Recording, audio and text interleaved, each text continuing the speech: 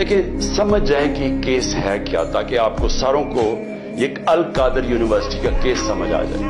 मैं चाहता हूं सारे सोशल मीडिया वाले समझ जाओ ये केस क्या है।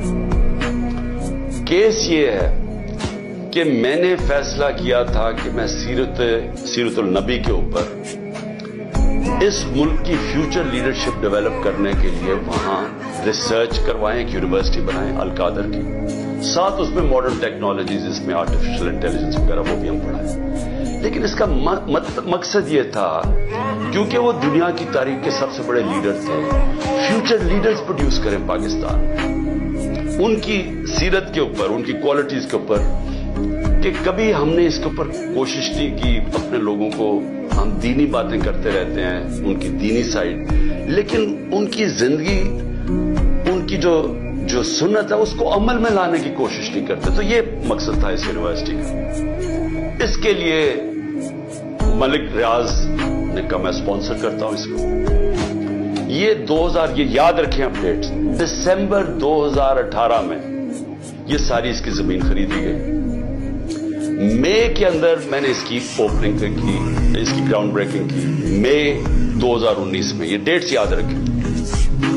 इसके ट्रस्ट डीड में वाज़े लिखा हुआ है कि जो ट्रस्टीज हैं, जो मैं हूं और जो बुशरा बेगम क्यों? क्योंकि उनकी बड़ा स्टडी है सीरत नबी पे, उनका इंटरेस्ट है।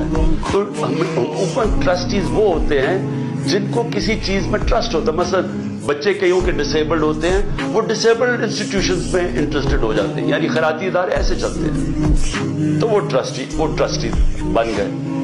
उस डीड के अंदर लिखा हुआ है कि ट्रस्टीज को किसी किस्म का फायदा नहीं हो सकता, कोई तनख्वाह नहीं मिल सकती, कोई डिविडेंड्स नहीं मिल सकता, कोई वो जमीन जो है वो ट्रस्ट के नाम पे होती है, वो यानी ट्रस्टी का कोई किसी किस्म का उनको फायदा नहीं हो सकता। उस ट्रस्ट डीड के अंदर लिखा हुआ है। अब उसके बाद दिसंबर के अंदर एक एग्रीमेंट होती है। अब ये जरा गौर से सुने। ये मई में इसकी ओपनिंग हो जाती है, बिल्डिंग बननी शुरू हो जाती है, जो भी पैसा आता है वो सारा बिल्डिंग में सब अकाउंटेड है, वो ट्रस्ट चला रहा है, वो ट्रस्ट के अकाउंट्स हैं, ऑडिट है, सब कुछ अवेलेबल है नैब के पास। अब होता क्या है कि दिसंबर के अंदर एक एग्रीमेंट साइन होती है मलिक रियाज की और इंग्लैंड का, जिसको एनसीए कहते हैं, उनका एक इदारा होता है इंग्लैंड के अंदर, उसके बीच में एग्रीमेंट साइन होती है। उन्होंने मलिक रियाज के अकाउंट फ्रीज किए होते हैं। ये सस्पेक्टेड ट्रांजैक्शन है, यानी हम सस्पिशियस ट्रांजैक्शन, उधर उन्होंने अकाउंट फ्रीज किए होते हैं। मलिक रियाज और एनसीए फैसला करती है आपस में सीक्रेट एग्रीमेंट में कि ये जो पैसे हैं 190 मिलियन पाउंड होते हैं, उसमें 190 मिलियन पाउंड, वो मैं जो सुप्रीम कोर्ट का जो अकाउंट था जिसमें मलिक रियाज ने पैसे देने थे, सुप्रीम कोर्ट ने कहा था फाइन दो, वो उसमें वो कहता है कि मैं उसमें डिपॉजिट करता हूं। कैबिनेट के सामने 3 दिसंबर को, यानी अब ये ट्रस्ट शुरू हुआ है, 3 दिसंबर को एग्रीमेंट आती है कि जी क्या आप ये कॉन्फिडेंशियल, अगर मलिक रियाज और एनसीए के कॉन्फिडेंशियल एग्रीमेंट को मानते हैं तो ये 190 मिलियन पाउंड पाकिस्तान के अंदर आ जाएगा सुप्रीम कोर्ट के अकाउंट। लेकिन अगर आप ये नहीं मानते और आप चाहते हैं कि इसको कंटेस्ट करना है, तो फिर आपको इंग्लैंड के अंदर इसके ऊपर केस करना पड़ेगा। अब वहां हमारे वकील बैठे होते हैं, हमारा लॉयर बैठे होते हैं, हमारा लॉ मिनिस्टर बैठे होते हैं, वो एडवाइज करते हैं कि पाकिस्तान $100 मिलियन बाहर लिटिगेशन में हार चुका है अब तक, और कोई चीज हम बाहर से रिट्रीव नहीं की। तो हमें बाहर पहले साबित करना पड़ेगा कि ये पैसा पाकिस्तान से मनी लॉन्ड्रिंग होके आया है, फिर और ये 5-6 साल केस चलेगा, और फिर अगर आप केस हार गए तो ये पैसा इंग्लैंड में रह जाएगा।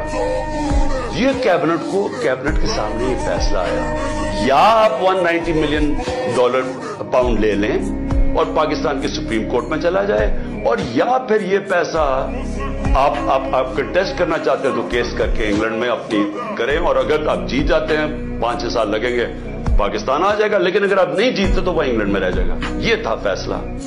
कैबिनेट फैसला करती है कि जी हमें 190 मिलियन पाउंड आ रहा है, कभी इतना पैसा आया नहीं, हम एक्सेप्ट कर जाते हैं। अब ये केस इन्होंने मेरे ऊपर क्या बनाया کہ جناب میں نے وہ جو حالانکہ مجھے ذاتی طور پہ فائدہ ہوا ہے. مجھے ذاتی طور پہ کیسے فائدہ ہوا؟ وہ جو $190 ملین ہے وہ آج پڑا ہوا ہے سپریم کورٹ کے اکاؤنٹ میں. اگر وہ سمجھتی ہے نیب کے برا، یہ گورنمنٹ سمجھتے ہے کہ وہ ٹھیک بات میں نہیں آیا، وہ دوسری طرح آج آپ جا کے ریٹ کر دیں، آپ نیب ریٹ کر دیں سپریم کورٹ میں کہ یہ پیسہ دوسری مد میں لے آئے. وہ پیسہ تو پاکستان آ گیا نا. اور مجھے اس سے کیا فائدہ ہوا ہے؟ اور دوسری طرف کہ القادر یونیورسٹی سے مجھے کوئی فائدہ ہوا ہے؟ القادر کے سارے اکاؤنٹس آپ کے پاس پڑے ہیں. مجھے کیسے فائدہ ہوا ہے؟ نہ میں کچھ سیلری لیتا نہ کچھ لیتا ہوں. مجھے کدھر سے فائدہ ہوا ہے؟ یہ ایسے ہے کہ شوکت خانم سے مجھے فائدہ ہو رہا ہے یا میں نمل یونیورسٹی سے فائدہ ہو رہا ہے. میں ٹرسٹی ہوں. ٹرسٹی نہ کوئی سیلری ڈرا کرتا ہے نہ اس کا مداخلت ہوتی ہے، وہ ایگزیکٹو بورڈ چلاتا ہے. یہ ہے کیس.